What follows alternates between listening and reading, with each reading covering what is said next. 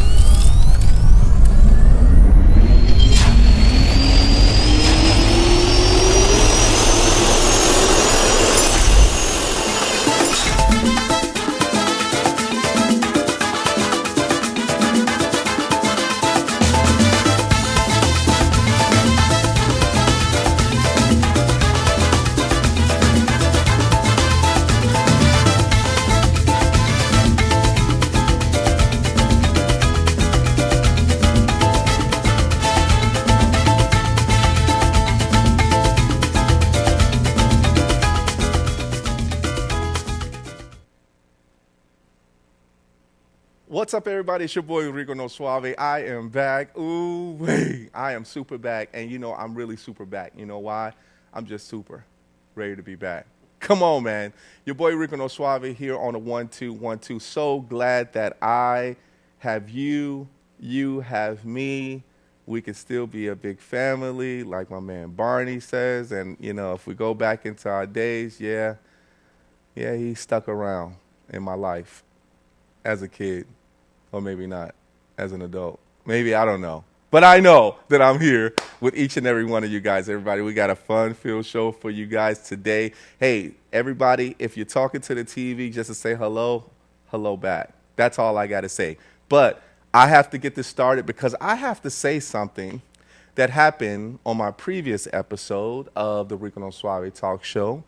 And I thought that this gentleman right here was from Chicago. See that guy above me? Yeah, you know, I was so strong in regards to this, saying that Usher was from Chicago. Now, I'm sure Usher came to Chicago and I saw him. I said, man, I know I saw him at the Rainbow Roller Rink, and I knew that he was here. I've seen him, man. And I'm like, I know this guy's from Chicago. You know, when you were younger and during that time, if you've seen somebody that was actually here, you know, in Chicago, you automatically say, oh, man, he was born here. And everybody was like, hey, you know, Ludacris was from here. I'm like, yeah, I know. He was from Bellwood. I remember because he went to Old Park River Forest. I know where but I thought Usher was here too. They're like, no, Usher was born in, I think, Texas, and I think he's in ATL. But either way, I thought he was from the west side of Chicago. Usher, I just want to tell you that I'm sorry. You know, it's a compliment. I should say that I would want you to actually be here, you know, as far as on Chicago level, and go from there. So hopefully you guys, Usher, just accept my apology, but I just wanted you to be born here, you know, in Chicago. And, you know, even though you probably came here for concerts and you probably said, hey, this is my home, I probably took it serious too. So, so I'm super, super, super happy that, you know, it's like that. All right. So as we get ready to introduce this gentleman here, how can I say this? This gentleman, when it comes to communication, when it comes to public speaking, and me, of course, being a witness of things that he had done for TED Talks, but also for people around the world to be able to help become a better communicator, but also, you know, to be able to help you to become a better communicator. You know what it's all about? It's all about making sure that you step in the right direction of great conversation. I am super actually happy that he is here because he is a founder of Better Communication, LLC. Put your hands together for none other than my man, Marcus Velazquez. Let's go. What's up, my man? What's up, brother? Thank you for having me on. Thank you. Hey, thank you for being here on the show with me today, man. It's super happy to have you here because, you know, as a communicator myself and me as an MC, when I'm speaking in front of people or just talking to people in general, you know, I think it's very important in regards to how to be able to do so. But we got a lot to talk about, man. We got a lot to talk about. But before we get started, do you have any shout-outs you want to give out to anybody out there? Wow, I wasn't even prepared for that. Okay, my bad. Family, friends, everyone I know. Thanks for tuning in. I just want to make sure I throw that out there, make sure because, you know, always got to represent, you know, as far as the people that, you know, where you come from and also for the people that supported you as well, too. But big shout out to the family as well, too, and everybody that's actually tuning in. Everybody, make sure if you have questions, make sure you ask those questions or you just want to say hello, Marcus. Hello, Rico. Please go ahead and do so as well, too. Once again, if you're talking to the TV, we hear you. We'll try to respond back if we really hear you. All right? So make sure you do so. Marcus, it's time to get it in, man. It's time to get it in because, man, you have done so much. But how did you get started, you know, with public speaking, just in general, as far as how did you start going down that path?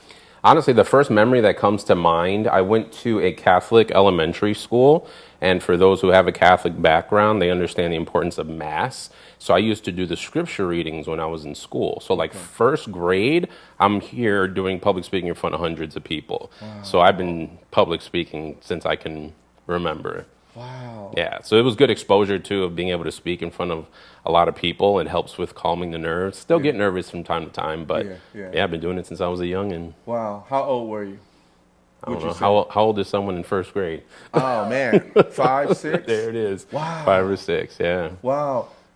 Okay, so let's talk about that because in our younger years, right? And we still young, right? We still That's young. right. We're not that far away from 6. The one thing about being in front of people is someone had to push you to be able to do so, or sometimes it naturally happens, right? And a supportive factor.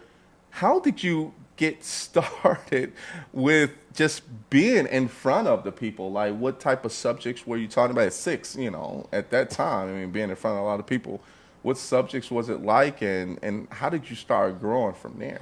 Yeah, so the first grade experience was really just my first experience with public speaking in general. That was, like I said, it was Catholic focused. I was reading out of the scriptures, and I was just reading the Bible in front of hundreds of people. So that was kind of my first experience into it. But I didn't really get into public speaking until I became an adult, really when I was around 18. Yeah, so it's finding a topic that interests you, and it's just exposing yourself and trial and error. There's really no solution or no equation. It's just, you just got to do it, and you get better the more you do it. Hey, you know what, Marcus? Because people know you in the audience, and there's people that don't know you in the audience. When you finish your scriptures, how long were you doing the scripture reading during that time? In first grade? Yeah, in first grade. But I mean, how long were you always doing that? Like 7, 8 years? Yeah, for sure. Throughout the years, yeah. Throughout the years, right? Mm-hmm. Okay, so because it comes repetitious, and I'm getting excited because when it comes down to being a communicator in front of people, there's certain people that love what you do and how you were able to do it. The practice of being able to be precise, because sometimes we stumble upon the words of scriptures, but also we stumble upon the words of, things that we try to reword on our own just to make sure we don't make that mistake. How was it during that time of actually like training yourself to make sure that you got every single word right within the scriptures, and especially in front of so many people? It's really just practice. I think confidence really comes from knowing your material and knowing what you want to share. Mm-hmm. When you freestyle, which I'm sure you're able to do in front of people, that's literally just time and error. Like, you just get better at it. You kind of flow. You already have like a reservoir of topics that you're always comfortable with. You can always kind of bring in if you need to get there, But there's also, a very real point as well, is that sometimes you don't have to talk. And I think that's a huge point in communication overall, is that people need to be comfortable with silence. Silence kills some people. It does. You get nervous and you get tingles, and it's like, I got to say something because this silence is killing me. But you know what you're left with in silence is your own thoughts. Mm-hmm. Well, of course. And some people don't like their own thoughts. So they talk. Yes. So, of course, in church, there's some priests and there's some pastors in church in general that crack jokes, and have jokes in regards to that. Have you, during that time of just reading, have you ever, because in church sometimes they'll have you introduce people as well too. Were you ever involved in that realm, or was it just reading scriptures? So my real involvement in church actually ties in with another passion of mine, which is, I don't even know if we've talked about this, which is music. I've been a hip hop artist for 19 years. When you were talking about your festival earlier, my ears were perking up. Yes, sir. So that's kind of my real involvement with church, has been from a music position. Mm-hmm. And yeah, it's learning how to command an audience. Yeah. It's learning what to say, what not to say, and it's a great experience. So you brought me to hip hop now. You realize that, right? So I'm taking you back to the days of, because being in church, and that's good, right? Got to commend that, because sometimes when I talk to singers, I'm like, man, so how did you get started? In the choir, right? So the normal phase. But as a communicator, or someone that has that I call it estilo, with people, it's just more of how you communicate with them, but on stage is different than me and you talking on the street or just talking like in a group of people. And I do want to talk about that as well too in regards to, of course, your brand, but because of church and because of hip hop, totally two different areas, but the conversations in regards to how you control that is totally two different things as well too. Because church people are listening and they maybe react and say, in some churches, amen, but then some people just sit there and quiet and they really just listen versus to when you're at hip hop, it's rowdy, it's a different level. Of you, yeah. How were you able to control that?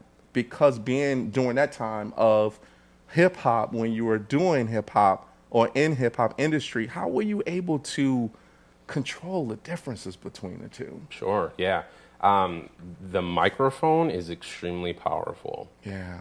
And being on a stage and elevated above people physically, you're higher up than they are. Yeah. There's this dynamic that takes place with that where people are literally forced to look up to you. Yeah. And it has this power over people, which of course can be used for both good or bad. It's a tool, it just depends on how you use it. Yeah. But it's very humbling anytime I'm on stage, realizing that I have this power and can kind of sway people one way or another. Obviously, I want to use it for the greater good.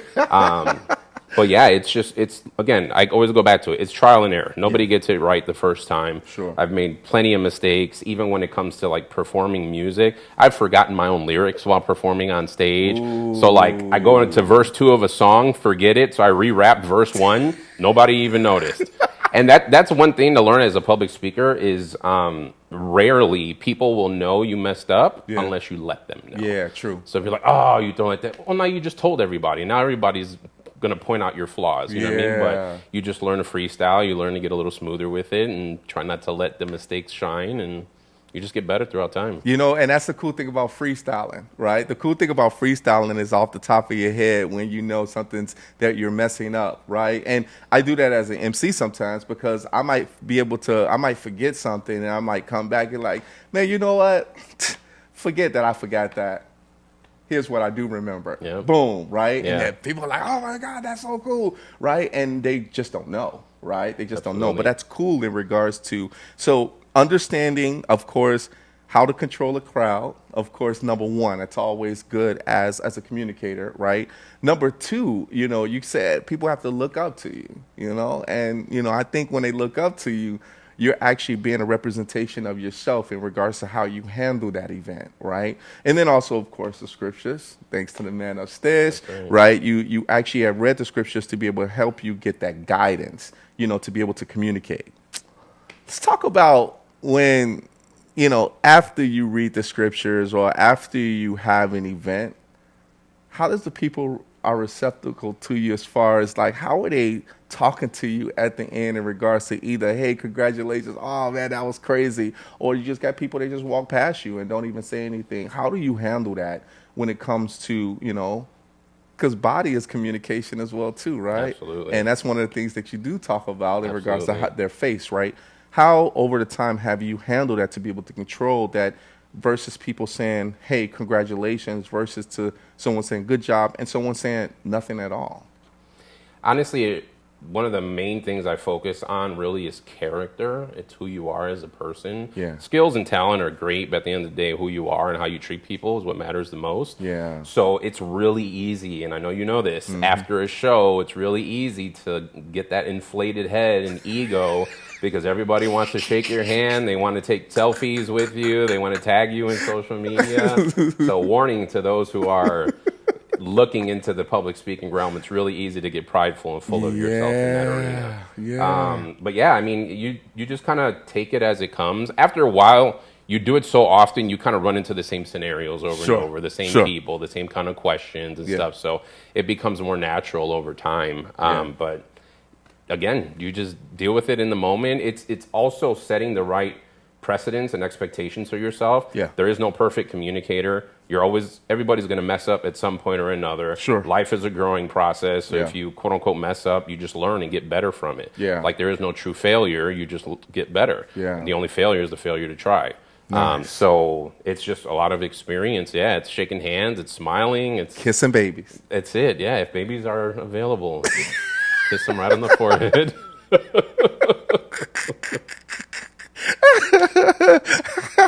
Depends on if they got marker on their face. You know what I mean? Like, yeah. If you have the parents' permission to kiss their baby on the forehead.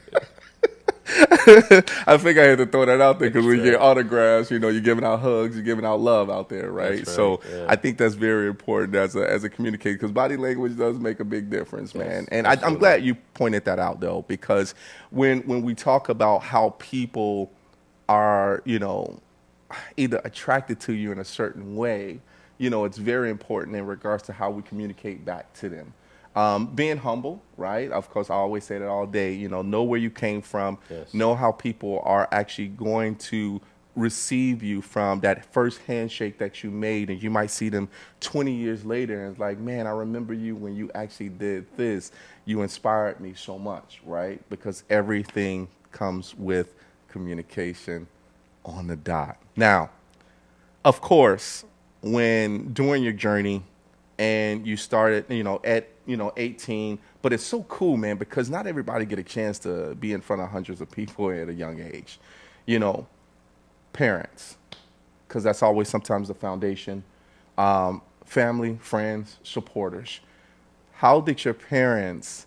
Who did you go to church with? Like, who was it your mom and your dad, or who was it that really influenced you to be in church and to be able to say, keep going with those scriptures? So although I was raised Catholic, I really didn't take it seriously until my father got into church and he started taking it seriously. Okay. And I started attending after him. So he was the main He was the main motivator behind motivator? it. Yeah.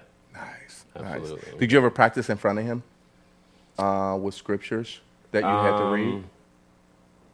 None that come to mind right now. No, yeah. You know, my mom had me do that. Oh, yeah? Mom, when I had to do that through church, my mom had me, practice in front of her.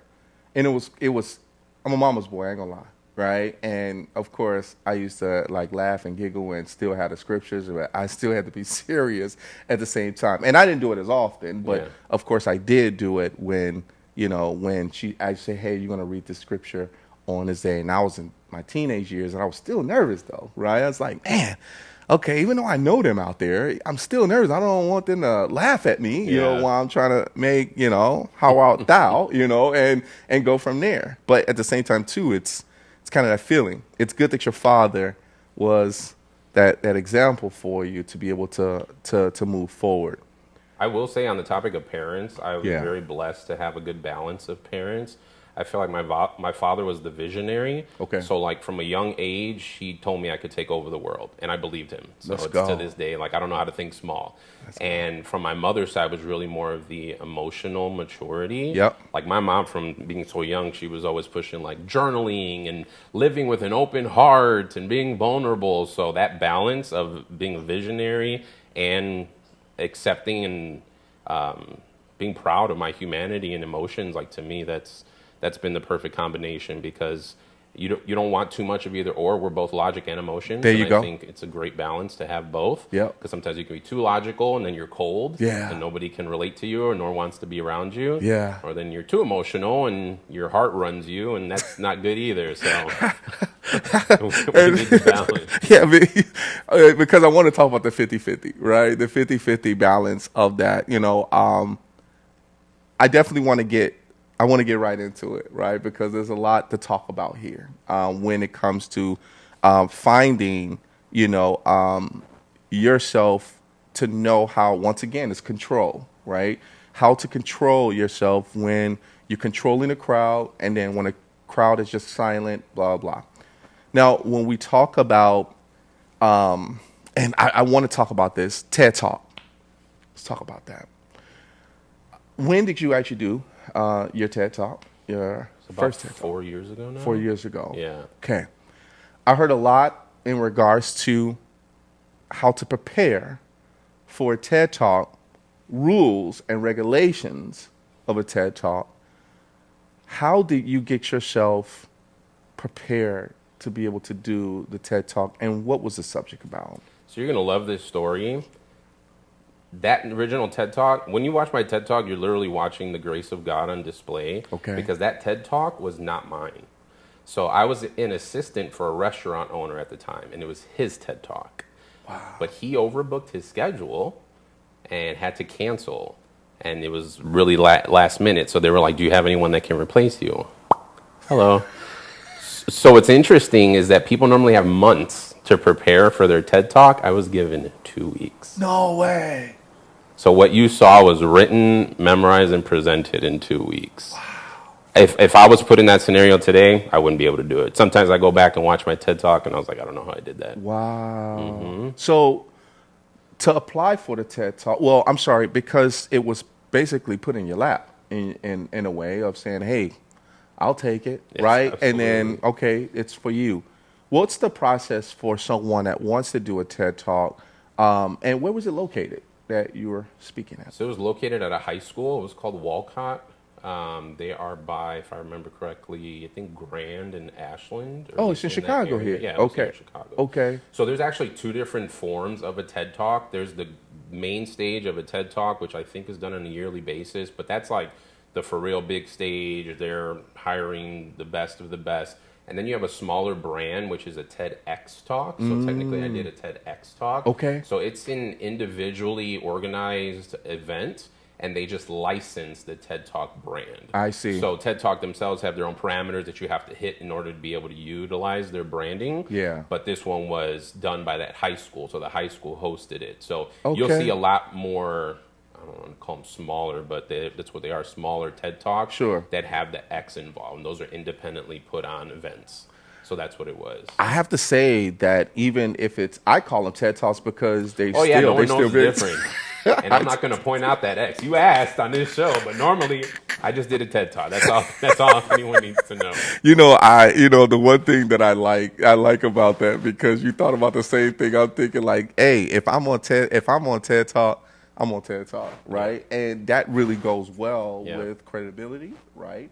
And also Absolutely. people saying, hey man, come and speak at my school or my event and all of that great stuff. Yes. So, But when you start getting into the view count that my TED Talk has gotten into, that little X doesn't matter anymore. Not at all. Because I'm coming up on 450,000 views on my TED Talk. Yeah. Come on, man. Yeah. And honestly, one of my proudest parts of that TED Talk has been interacting with the folks in the comments. Yeah. And by doing so, I actually found out that there are universities around the world that are using my TED Talk in their classroom. Let's go. So we have a bunch here in the States, Canada, India, and the Philippines. Let's go. It's amazing, yeah. Let's So go. that little X doesn't matter Not anymore at all, man. once you start doing that. Not at all, man. Yeah. Blessings to you, man. Thanks, man. Oh man, that's hot. That's Yeah. hot. You know, we got some people that's in the comments that is checking in. We got Coach Donnie McCoy is checking in. She says nice, and then we have hello, Patty Chula. How's it going? Patty Escobar is saying. He said. Oh, John T. for Free said, just repeat the first verse. Genius, when you remixed the first. You do what you got to do. The audience didn't know. Right, exactly. I really love that, man. I really love that. And yes, so if you guys have any more questions, please ask away. And I'm going to get back with, hold on, hey, Matthew Escobar said, is he like a hip-hop preacher? Never know. I've been called worse, so if you want to call me a hip-hop preacher, I'm okay with that. Hey, there are those that's out there. Oh, yeah, right? for sure. As far as, hip-hop, Christian hip-hop and all of that Absolutely. stuff. Yeah, I like that. Great question, Patty. I appreciate that question. And, yeah, so, before we take a quick break, being that you actually have done this TED Talk, how many other doors have that, even though you said it's in the universities, right? Where else have you been to start speaking, about, like, is it the same subject or is it different subjects that you're speaking to other audiences? So it has led to other topics. I've done some keynote speeches. Even, are you familiar with Aspira? Aspira, yeah. So I was a keynote speaker this past summer for one of their events. Okay. And that was more like motivating the students and taking their future seriously. So Yes. it wasn't always on communication, but I'm known as that communication guy. So you go. more often than not, I'm speaking on communication. Yeah. Okay. But it has led to other speaking opportunities, led to hosting opportunities. I'm actually hosting an event next Saturday downtown at the Marriott. There's an organization called Manners that focuses on like agricultural stuff. Okay. It's a training expo. It's like their 36th annual training expo, and I have the honor of hosting their event. Nice. Yeah, so it so has you're going to led- be the MC Correct. for that? Good for Yeah, you, man. absolutely. I love events like that, Yeah. man. MC is the best. And that's literally something I fell into. Like I've done event hosting. That was not on my, bucket list or I aspired to do this. It literally just like fell into my lap. Public speaking is almost as if you're a TV show host communicating to the world Sure. about what's going on, what you need to do better, or hosting an event. And a lot of people don't realize that, even like radio show hosts, right? They be like, hey, I'm going to be doing this fundraiser, right? I'm going to be the host there. And all it is just basically going down the timeline and telling people, hey, this is a good way of controlling a crowd. Oh, being an MC is such a really great thing. I'm excited, right? I'm excited because when I hear it, I'm like, let's go. Yeah. And just hype them up and just, get them all involved. And then knowing when to bring the crowd down. It's like that wave of communication, And I think I've always thought that TED Talks was always serious. Do you feel that way? Because the ones that I've seen have always been kind of serious, where I did see one young lady where she did kind of crack a joke in the middle just to keep the vibe going. But aren't TED Talks more on a serious level? They are, and that reminds me of my own TED Talk. So you talked earlier, you mentioned the point, something about like an audience being quiet and like Yes. not responding to you. Uh-huh. If anyone from that audience is watching this, then I'm talking about you with all due respect. My audience was dead when I gave my TED Talk. And I included some jokes. I'm a huge Office fan. I even included a clip from The Office in my speech as well. It's like dead silence. Man. Nothing. And literally, I paused to let people laugh. Silence. I was like, you guys are not working with me. So, yeah, it can be tough. But again, you have to learn how to recover from that and Yes. not let that affect your ego and just keep it pushing. But Yeah. that was a dead audience. That's one of the hard things about trying to get people on that level of laughter. You have people, and that's why I asked about that, because most TED Talks that I've seen has been silence, right? Just listening. And then I heard this young lady, she actually was doing a TED Talk and she actually cracked a joke. And you can hear a few people laugh. Exactly. Like they don't know if they're allowed to laugh or not. Yes. Yes, I know. Like the uncomfortable laugh, right? The uncomfortable laugh of being able to like, was I the only one laughing at that one, right? Because as a host, you have tons of thoughts in your head. And when I'm saying certain things in my head, I'm like, you should be laughing right now, and you're not. So either I missed or you're not paying attention. and that's what I think. That's what I think as far as when you actually have people that don't laugh, it's, and then at the end, what bothers me is they'll come up to you and say, great job. Right? Where was that when I was on stage? Like, can you please let me know that you're there next time? And I'm like, if you ever come to my TED Talk, please let me know that you're here, right? Yes. Just say, hey, you can even call out my name. Hey, Rico. Hey, Marcus. I mean, I involved my audience in it as well, like asking questions. And I felt like people were afraid to even raise their hand. I'm like, y'all are killing me, man. Like, part of it is reciprocating energy, and you guys are giving me nothing. Like, I might as well be at home practicing in front of the mirror. All right, everybody, you already know. I got my man Marcus Velazquez aquí with your boy Rico No Suave. We're going to take a quick commercial break, everybody. Founder of Better Communication, LLC. You already know. We'll be back in 30 seconds, everybody.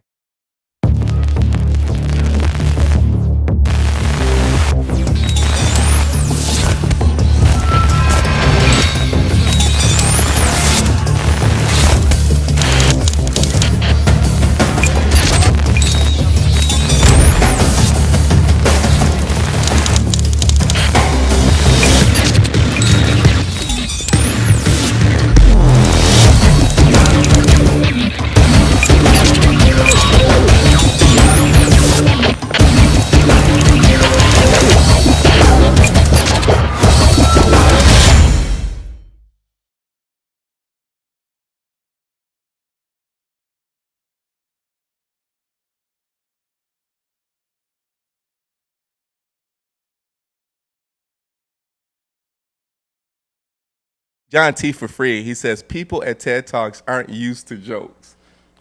Agreed. That's crazy. That's crazy. And I was really thinking about doing a TED Talk. I think I'll be. Yeah, I don't know if I'll make it because I've been where people have been dead at like weddings. Like, make sure y'all clap. You know, like if you don't clap, you know, I'm gonna walk off the stage, right? Or you know, you gotta be, you know, let me know your energy's here, you know. And now I start like opening up with letting them know the reason why I'm here is for them to clap, That's not good. just for me, No, that's good. but for everyone else. You know what I mean? Like the bridal party or whoever, or just the host or whatever party that it is, we need to make sure that we get crazy. So you got to set the mood. That's right. Let's dig deep into this now because you have better communication, and that's your LLC. Congratulations on that. Thank you. When did you get started? What year did you get that started as, I mean, you can say technically LLC, and why did you get it started? So actually, this month just made 2 years All officially. right. Yeah, very happy about it. Congratulations. Thank you. And again, it stemmed from my TED Talk. Like I didn't have intentions on launching a business, but the view count kept increasing. People kept leaving great comments and saying this helped them with X, Y, Z. I was like, there's something here, so I need to capitalize on this. So a big part of it was my wife. You talked about shout out to my wife. What's up, wifey? What's up, wife? And so essentially she helped me understand that I could take my TED Talk and really expound upon it. So I offer online effective communication training. So I took my TED Talk as a foundation because TED Talks by nature are really short. They're meant to be short. So I think mine was like 11 minutes and change. Okay. I had to pack as much as I could in those 12 minutes, but there was so much more that could be said on communication. So I took the TED Talk as a foundation and really built upon that. So I ended up writing a 30-page script based on the same topics that I talked about in my TED Talk. Yeah. Organized it into an online course. Are you familiar with Masterclass? Yes, of course. So I essentially kind of copied their format. To me, Masterclass is like the gold standard as far as the production. So I hired a professional film crew. We rented out some locations in downtown Chicago. Part of my training as well is I wrote several skits as well to display some of the communication teachings. So I talk about things like facial expressions, body language, tone of voice, listening skills. So I hired actors and actresses to visibly display those things. So instead of just telling you to look out for facial expressions, you're about to see 10 to 15 facial expressions from different people so that you leave the training with experience on how to recognize it. So it's twofold. You're able to recognize it in other people. You're also able to recognize it in yourself. Okay. Because I think one of the biggest things I help people with is self-realization and recognizing that certain behaviors and patterns that are normal to them can be seriously hindering their communication efforts, their relationships. So that's really a big part of what I do is just self-awareness and helping bring awareness to people and habits that may be hurting them. Yeah. I think because you brought this out of people because of what you said to them and how they responded back to you. And I just have to tell you guys, I took the course as well too, and I have to be honest, I'm taking the course still, right? But what I'm seeing is from the training is things as an MC, what you will actually have to learn to be able to become that better speaker, but be able to talk show host, right, as well too. And what I'm seeing from this is so right on point. I tend to laugh at some of the stuff that you were saying because it was kind of things that you will say to people and how they respond back to you. And one thing that I've always seen that I really hate is when I'm talking and you're not listening, I know you're not listening because I'm looking at your body language, right? And even the communication piece. Also, you actually had, and I'm not going to give it all up because you guys got to make sure you guys go and subscribe to this and make sure you go and get this training. When someone talks, let them talk. Yes. That is so key. Mm-hmm. You can get so much out of it. And then the clarification. I have been through so many conversations where I tend to learn that if you listen, let them talk and try to clarify for themselves, And then if you don't understand, can you repeat that or clarify that and give me a little bit more explanation on There you that? go. And then let them tell you what they really mean, Yep. right? Because they might have all of this in their head and it's like, boom, right, comes out. Struggling people that struggles with that. And with the cutoffs, I'm sure you ran into this before because being patient is valuable. Yes. How do you handle that? Like, because your training, of course, is just online, but you're training people all the time when you're talking to them, and they point. don't realize that. Good point. How do you handle someone that's such as a fast communicator, and you can't really get your words out correctly? How do you handle that? Well, to go back just a half a second, you were talking about listening. In my Yeah. opinion, listening, the number one most important part of communication is Yes. listening. That's where real communication is synonymous with connection. Yep. And that's where real connection takes place, is when you're listening to someone, because Right. you understand their perspective. You show them respect by listening too, because you're letting them know that your time, I'm willing to give you my time and attention, which are invaluable. You can't get it back. And letting someone know I'm giving you some time and focus and attention Yep. to just let you spill your guts, you know? But I mean, it's, again, like anything else, it's trial and error. Sure. So it's recognizing patterns. Like if somebody's struggling to take a breath because they're talking so much, it's like, oh, I already know where this is going. So you always want to be as respectful as possible, but you still want to be mindful of your time. Like you don't want to be, one of the questions I asked in my TED Talk was, it's okay. One of the questions I asked in my TED Talk was if people have ever felt that they were held hostage in a conversation before. Like you want to get away, but you can't. They either got you stuck with their gaze or just the words, and you don't want to be rude, and it's like you feel stuck. And that happens often. It happens So, to I me. mean, you know, there's ways around it. Yeah. You know, there's times where you just have to interrupt somebody. Like, hey, I'm sorry to interrupt. I got to go. Got this meeting. Got this, whatever reason you want to give them. But sometimes you just have to cut them off and say, I got somewhere else to be. Like, I can't be here all Have day. you ran into? I'm sorry, bro. I'm sorry. I'm sorry because you're giving me flashbacks of things that happened in my life. And I gotta ask this question because as a communicator, we talk about body language. What about hygiene? Oh, have man. you talked to somebody that never had a Tic Tac in their life? Absolutely. Okay, how do you handle that as a communicator? Oh, it's a funny story. I actually saw a TikTok the other day that reminded me of this because I've experienced this. Is the skit was somebody praying for you with bad breath. You're stuck. You're not going anywhere till that prayer's over. And you're being slapped every 2 seconds when they take a deep breath. It's terrible. Yes. So it's actually a good point. I've never thought to include that in my training. Maybe I should. That breath mints are a requirement to effective communication. Because it's very true. You can have gold, but the stuff in between your teeth are messing with your conversation. You should probably handle that first. That's the prerequisite to effective communication. Brush your teeth. Because nobody wants to hear what you have to say.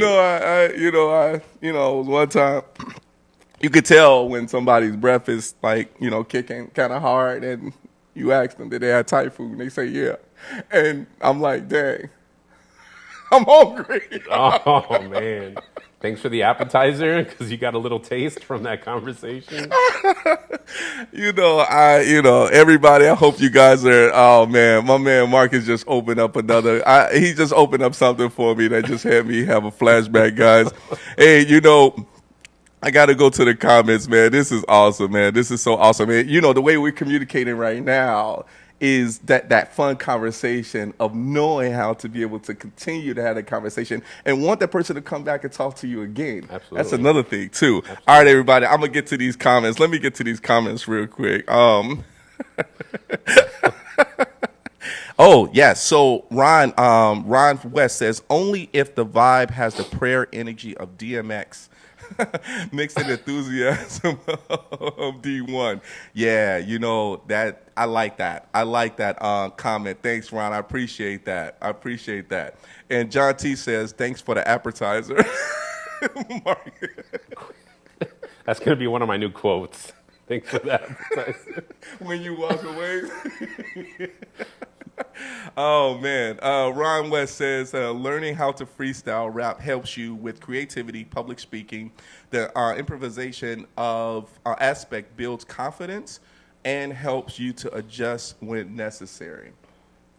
That's just how to become a better communicator. Yeah. And Ron, thank you so much for saying that. Well, that actually ties into the title of my TED Talk because it was the art of effective communication. Okay. And it really is an art form. So you have rules and structure, but at the end of the day, you have to learn how to flow. Yes. And that's really what art's about. It's kind of like taking things as they come and adjusting. You can have a plan or a structure, but at the same time, not everything's going to go according to plan. Yeah. So what do you do then? Yeah. You got to learn how to improvise. Are you a big communicator, a fan of communication when someone is actually reading off a piece of paper or a book?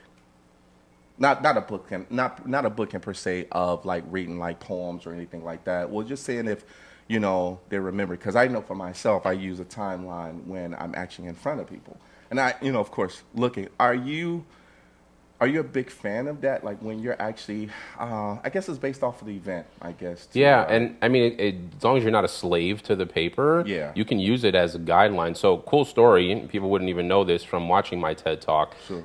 Bless my mother for giving me this idea. When I had the TED Talk done, I had it all memorized, but I kept messing up my points. I kept going from like point 1 to 4 to 7, and I'm like, I need to keep these in order, and I was struggling. And again, I only had 2 minutes. Mm-hmm. So my mother, my beautiful mother, said, didn't they say something about having like a monitor there for you? And I had, so my entire TED Talk, I'm looking and my outline is behind the audience in a big screen, and that helped me stay focused. Yeah. So again, it's great to have, but there just don't be, yeah. Because then there's no point. Why are you paying a host for? I can read this on my own. So Right. you can have structure, but Sure. you don't use it as a crutch. So basically, pinpoints is what you're basically saying. Having pinpoints, making sure that people can actually understand what you're saying, where you're coming from, and all of that great stuff. Absolutely. We talked about, different levels of conversations. Let's take it away from the stage before we take a quick break. The biggest audience, let's go back to that before we take a break because I got a few minutes and, we'll be talking all day. What was your biggest audience? Numbers-wise? Yeah, number-wise. I performed one time at the Puerto Rican festival. That was probably like 3,000 plus people. On Division, or was it in the park? In the park. Oh, that's more than 3,000. Oh, well, then there you go. Yeah, that's more than 3,000. Yeah. And Humble, that's you're getting close to 5,000 to 6,000 Wow, on that. well, there you go. Yeah. Wow. Yeah. What year was that? Oh, man, I don't know. You're dating me now. At least it's 10 all good. years ago. Oh, yeah, that's still the Yeah. numbers. Yeah, because even when I was going to the Puerto Rican Fest, it was just massive, like crazy, like packed. But they also had, of course, on La Madera, right? And that was crazy packed on Division, right? But that was super cool to be able to perform, or do whatever, in front of that. So I will tell you this, in my personal experience, I think more often than not, I tend to find it more difficult the smaller the audience is, because it's intimate. see, that's what I want to talk about. They're next. close to you. Yeah. If it's a big crowd, it's easy to get lost. But when you have people like this, the pressure's on. Everybody, you already know, I got my man Marcus Velazquez aquí with your boy Rico No Suave on the Rico No Suave Talk Show, founder of Better Communication, LLC. You having a good time? Blast. Let's go, man. Let's go. Everybody, I got to talk about NASCAR. Yes, this is the NASCAR moments, everybody. Hey, with NASCAR, we got to make sure that you guys understand what NASCAR is all about, because we're so glad to be some affiliation as far as we're part of the media as far as for NASCAR, but I'm just a race car fanatic. And this one right here, everyone, is super, super cool. When I went to the Speedway in Las Vegas, and this is not the Las Vegas Speedway, but it was similar to this, where you can actually see campers. You can actually camp overnight for a few days and barbecue. You know how we do tailgating. You know, we do a lot of great things when it comes to sports. But when it comes to NASCAR, you can actually bring your kids out. You know, it's called Camp Gateway NASCAR Cup Series. Look at that. That is so cool. It's like a community within itself. And when you actually are at NASCAR, you can actually pay a lot of money, you know, to be there. But they do have something here in Illinois. This is just an example, you know, coming up in June 1st through June 2nd. You know, you got to be out by the 3rd. Everybody got to get out. You see it's $3,000, but infield camping, you know, 1 pump, 1 water, till it's up, electric, 2 bags of ice per day, 4 weekend infield wristbands, you know, 1 tow vehicle pass just in case, you know, it's all good. I like that, you know, and I think one of the biggest things about being able to be a part of the camping piece, you get the NASCAR experience, and of course, just hearing those engines just go crazy. Now, when I was there, as far as the NASCAR moment, you can actually see them all lined up, all of the RVs and everybody actually just having a great time. But you got to get your NASCAR moments in with the camping with your family and friends. Once again, everybody, that is the NASCAR moments. Yeah. All right, let's get back to my man. Let's get back. We talked about small, medium, large groups communicating in front of them. And the reason why I had to politely interrupt you, because I wanted to talk about conversations to where you have family members of 5 that you're talking to versus friends 5, and then it might be 5 people that you do not know that you're speaking. How do you handle those conversations, because they're different ways of controlling what you say to each one of them? Or is it pretty much across the board, of course, based on the subject, right? Based on the subject itself, but it's body language, right? How do you handle that as far as with smaller groups like that, more intimate? Yeah, I think one thing that needs to be considered is communication's a two-way street. Yeah. So it's about you, but it's also about your audience as well. So you just presented 3 different groups of audiences. Those 3 different groups of people are actually going to interact with you differently based on their relationship with you. Right. So when it comes to family and friends, there's a history there. So they're going to bring up old moments, or they already have preconceived notions about you based on your experience. That's one of the great things about strangers, is it's a blank canvas. You're starting brand new from scratch. Sure. But yeah, I mean, it's really about knowing your audience, because you can deliver the same message, but in multiple different ways, depending on who you're talking to. Yeah. So like with family and friends, you can bring up experiences that maybe you've gone through before because they can relate to that.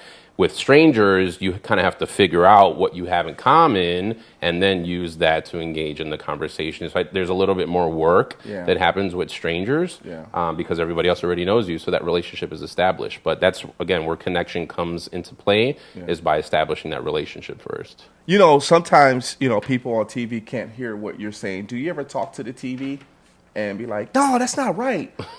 Sometimes. Okay, so the reason why I bring this up is because sometimes I watch like people on CNN when they're battling and talking about either something political, right? And I'm listening and I'm watching this. I'm like, how can someone get on these stations and get their point across? Like, that's when I'm talking to the TV. Like, let the guy or let the woman finish. Yep. They can't finish what they're like. How do people get ratings because of that? Because I feel it feels like it's drama. Like, because people want to get their point across. Yeah. This is where I think you should take your TED Talk as well as your training and send it to them. If CNN wants to contact me, let's do it. Please. Yes. Somebody needs to. Yeah. And I hope CNN, you hear this, because it's necessary, because I feel like people tend to hang up on the conversation and they want to move on to that. In your TED Talk, I'm sorry, I keep talking about TED Talk. In your training, do you talk about, besides having patience, what happens when someone just hangs up the conversation and they really don't want to communicate anymore. Yeah, for sure. There needs to be a distinction between talking and communicating. They are not the same thing. Yeah. Just because words are coming out of your mouth does not mean you're communicating with someone. Correct. And that's what happens in those scenarios with somebody being interviewed, like on CNN, Yeah. is that people are just talking because they want their point to be heard. So that's why, like, communication, and especially the way I teach it, it's not just about tips and tricks. Do Right. this, don't do that. Right. Like, who you are in your character, at your core, is how you communicate. So if you don't like the way you communicate, you need to look internally and figure out what's going on and why don't you like what's coming out of your mouth. Right. But you also need to understand the principles of communication, which is that it's a joint event. Everyone has to have the mic at some point. You have to share the mic. You have to talk, you have to listen, and round you go. But again, the purpose of communication is to deliver information. So if somebody's talking over somebody, the information is not being delivered. If you're interrupting somebody, you're not letting them finish. You're also disrespecting them and saying, my words are more important than your words, and my time is more important than your time, which breaks that relationship and that connection. And then you have ego and pride, and I'm going to talk louder than you because you're interrupting me, and you get nowhere. So again, Right. why are you communicating? You know, is it to deliver information, or is it just because you want to be heard? Right. And I dig deep. Like I've interviewed some of the folks who have gone through my training, and they're like, Marcus, your training made me uncomfortable because it made me have to ask and answer for real questions. Like, why am I communicating? Am I communicating to actually deliver information, or just because I want to be heard? Yeah. And so many people talk just because they want to be heard. That's crazy, because people don't really hear you. Like, they want to be heard, but you still don't have your point across. Yep. I think the problem about it is, Marcus, is that there is a limit to where you have to give up from fighting a battle of words between each other. And if you guys in the comments or you guys talking to the TV, let me know, because what you guys feel about that. Because I feel that there is a time where you just have to give up for yourself of trying to get the point across and go from there. Because when I see that, I'm like, I just feel disrespected just by watching this, Yeah. And I just feel disrespected that someone cannot get their point across because you're not letting that person talk. And then finally, when that person let that person talk, you're like, finally, let that person finish what they're saying, and then that's good. But it's really hard when you have, and I don't know if you've been on a panel of other speakers, but I watch when they actually have multiple panes of maybe 4 people, and the moderator is not allowing, they should have a timer. You get 3 minutes, and let that person respond back. Absolutely. Right, and go from there. But I've seen it where you have 2 to 3 people against that one person, and that person is just like dead in the water. Like, they can't even get their point across. And I'm like, that person has a lot of patience, the one that can't even answer, because I think, that's part of the training. I think that will definitely help. And again, going back to what I stated earlier about communication being a reflection of who you are on the inside, I take a big psychological approach to my training as well. Yeah. Because who we are, our history, our traumas do affect our behaviors. Yes, sir. So somebody like that just wants to talk over somebody else and they want to be heard, there's more than likely a history of experiences where they weren't heard. They weren't listened to. So they have to go overboard as an adult anytime they get a speaking opportunity. And that's when you get people that will interrupt, that need to make sure that they're heard, which, like, they're heard but not listened to. Yeah. You know the difference? Yeah. Like, so, and that's all behaviors that need to be addressed if you want to be an effective communicator. So again, even confidence is a part of it too. Like, if I already know who I am, what I represent, the information that I'm sharing, at the end of the day, I really don't need you to agree with me, because I'm already convinced. So if you want to interrupt me and other stuff, okay, well, you're not valuing my time, you're not valuing the information. I value my time, so I'm going to pull away. Yeah. I'm going to cut this conversation short because I realize it's not going anywhere. Yeah. I know what I have to offer is valuable. If it's not being perceived and respected as valuable, you take care of yourself. Man, bro. Yeah. You the bomb, man. You the bomb, bro, for real. I mean, it's, with a lot of the people that, that's here as far as listening in, thank you guys so much. And, if you have any last minute comments, and if you've been through this already, hello, Donna Marie Bird. Thank you so much for tuning in. We appreciate you actually coming in. I think she had a comment. I once heard a highly respected intellectual say that it's always been accepted that man's greatest fear is a death. That's not true. Man's greatest fear is public speaking. That's funny. I like that. It's true. I like that. It's You the are number so one right. fear. Oh, man, you are so right about that. Yes. Thank you guys so much for actually tuning in. Man, you know, time is almost up. But I got something for you, bro. Oh, wow. Yeah, you know. And, of course, you know, this is just for show, you know. And Shameless plug. You know, I have this shirt here for you, and we talk about gems of the world, right? You are basically a gem of the world because your communication and how you communicated with people from India, from different other countries and other places, and how what you've done to them made them feel so great where you're changing their lives to be able to become that communicator. The thing about what you have here is communication from family to friends to audiences to small audiences who you don't know versus to watching people on TV and saying, no, you guys are not doing this right.